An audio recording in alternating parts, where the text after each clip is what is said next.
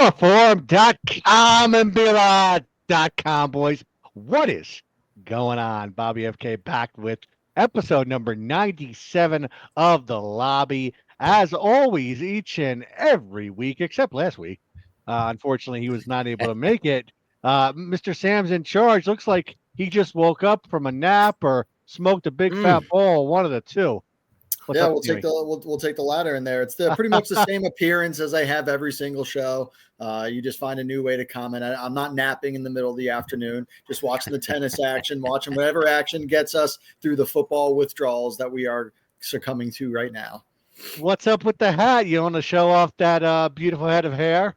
Yeah. There we go. Yeah. There we go. Even looking great as always. Even when you take off the hat, the hair still looks great. That mustache is looking good as well, too.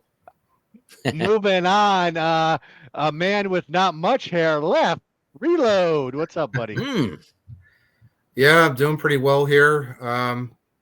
Enjoyed the Super Bowl party at the Meadowlands I was talking about last week. So football's over, though. That's always tough. Yeah, but now we can just go full circle into hoops for a while. So how was that party? Was it did they give you food? Did they give you drinks? I know you congratulations on that straight flush that you hit, by the way. Yeah, it was a great party. They had food out a few times and open bar, and it was tucked away in this nice private room at the Meadowlands called the Gallery. And I know not many are familiar with that, but it's a nice little room off to the side, the upper level. They had a DJ playing tunes also. And the crowd was pretty small, probably only about 100 or so of us in the room. So it was done really well. It was a nice time.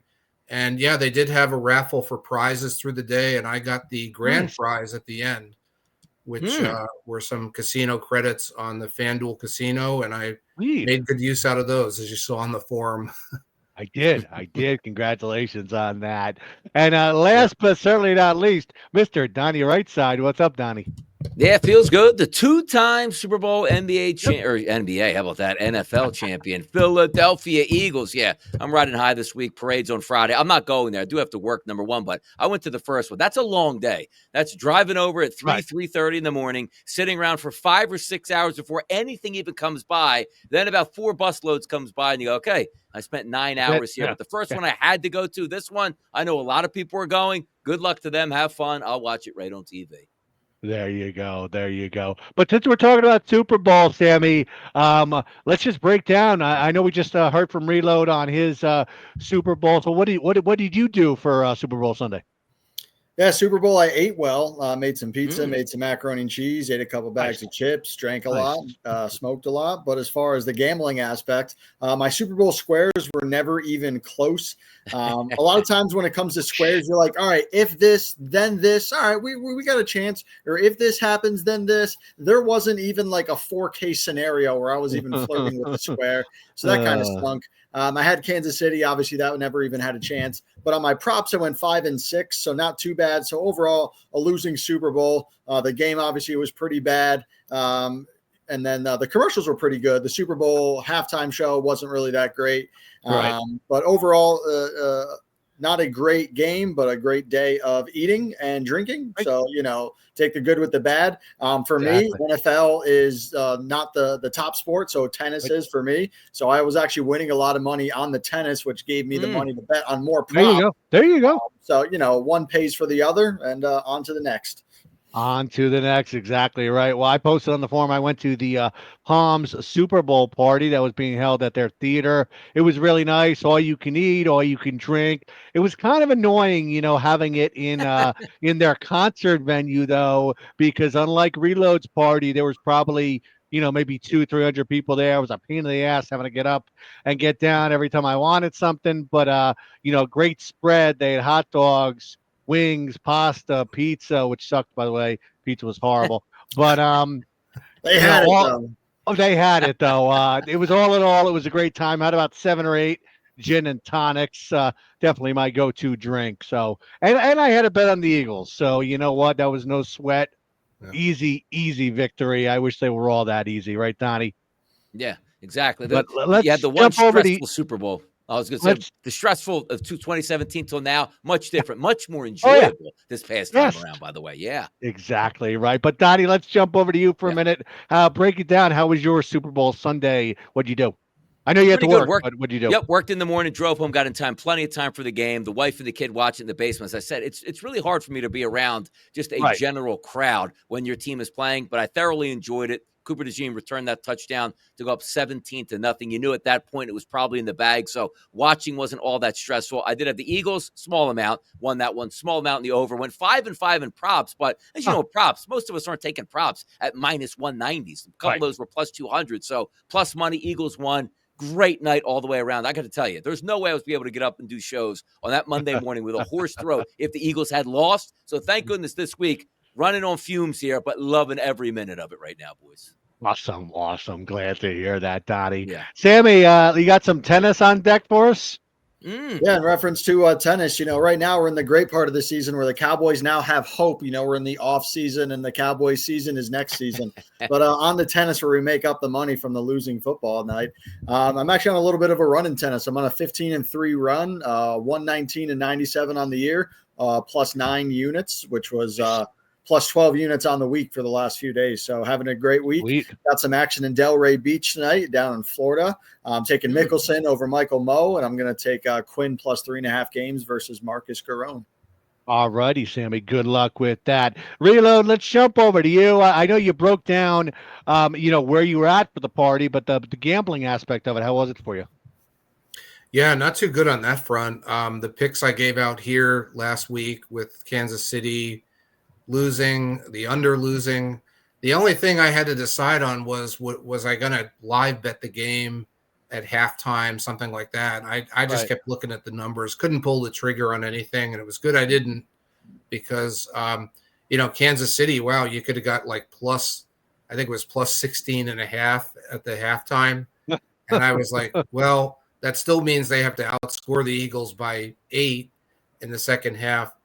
And, oh, wow, they're getting the ball first. Who cares? It's not going to matter. Right. And thankfully, I didn't pull the trigger on that. So, and the under, I was already kind of in the driver's seat at halftime, but that just, went way over in the second half too. So, yeah, not a good year for me there with picks in the Super Bowl. I didn't bother with props, didn't bother with live betting, didn't really do anything.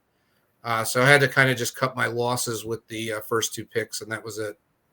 All righty. Donnie, let's jump over to you for some NBA talk. What do you got tonight? Yeah, how about some NBA action here? By the way, all teams in action tonight, only a couple tomorrow, and then you hit the All-Star break, so get your fill where you can. For me, I'm just looking for revenge on a couple teams with some dead legs here. Number one, the Cavaliers are taking on the Raptors. This line is now up to 13.5, open up at 12.5. I look for the Cavaliers to end their, let's just say, regular season first half with a banger. Toronto won yesterday in Philadelphia that I was shocked by. I think Toronto goes home, gets wasted tonight by 15-plus points. I'll lay that heavy price on the road. Game number 2, the Utah Jazz, a horrible basketball team, just got bounced around by the Los Angeles Lakers. Talking about the Utah Jazz, that line's now up to 9. It was 7.5 to 8 this morning. I took the Lakers at -8. Luka Doncic upgraded to probable tonight. Him and LeBron James, a nice little send off before the All-Star break. I think they beat them by double digits. So 2 road teams laying heavy numbers. I'll take them tonight, boys. All righty, Donnie. Good luck with those. Reload, let's jump over to you. NBA, what do you got on deck?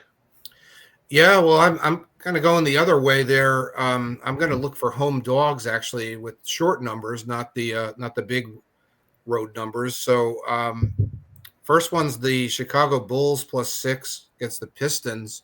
They got really crushed by the Pistons yesterday. They were down like 40 at the half. Everyone was talking about it on X with a lot of tweets about the score was like, I think it was 71-29 at halftime. So I think same 2 teams, same floor. Bulls get up for this one. I'm going to go with the old zigzag, so to speak, and take the Bulls +6. Look for a better effort. I'm also going to take the New Orleans Pelicans +6 against Sacramento. I know the Pelicans, they've been on a losing streak. They've dropped quite a few on a road here, but they're back home. They've done pretty well in the last few home games. They had a 2-point loss to the Celtics, 1-point loss to the Mavericks. So I'm looking for some improvement here and cashing with the +6 at home. So that's Bulls +6, Pelicans +6. Those are my 2 plays tonight. All righty, Reload. Thank you for those. Sammy, over to you. NBA, what do you got? Well, you got to take the Knicks at home on a back-to-back You after, do. beating up yesterday. Karl Anthony Towns had 40, but, Brunson barely did anything. Jalen Brunson had 8 points yesterday. So even if he puts in, 20-plus points, the Knicks should take care of business versus Atlanta. I'm against Reload. I like Detroit against Chicago. I mean, Detroit won by 40 yesterday. Pretty embarrassing by Chicago and lack of effort. So Detroit back-to-back on there. And then I like Golden State over Dallas. What a bad trade by Dallas. Now the guy's getting booed at home. And he was like, are they booing me? He didn't even have the understanding that the crowd is booing him. That team is a mess right now. Anthony Davis out for several weeks. What a horrible trade. And Golden State, Steph Curry was hot the other day, 6 3-pointers. I think he's got 5 straight games over 30, and they'll take care of Dallas. All righty, Sammy. Good luck with those. Guys, I want to switch gears for a minute. I do want to continue on with the NFL a little bit, but I want to talk about the Super Bowl halftime show. I posted a video on the forum of, there's a bunch of conspiracy theories going around between the battle between Drake and Kendrick Lamar, the fact that Kendrick came out and played on, did the performance on a freaking PlayStation controller. Apparently, there's all these subliminal messages that are going on. Reload, let's jump over to you. What are your thoughts on this whole thing? Yeah, I thought it was really a terrible halftime show, and I think that's how most people felt. It feels like they position these music acts, and it becomes kind of a forum for them or something instead of being about the music. We've seen it with other acts too. We saw it with I think some of the other ones I can think back to in recent memory. The one that The Weeknd did, the one that I think it was who was it, Rihanna or Beyonce, one of them did.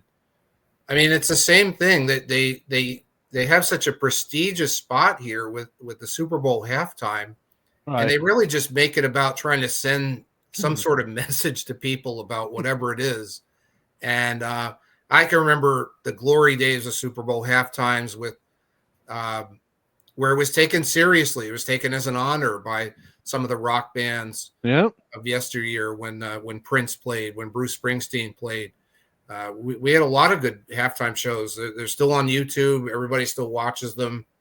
And I think even a replay of one of those would have been better than what we saw Sunday.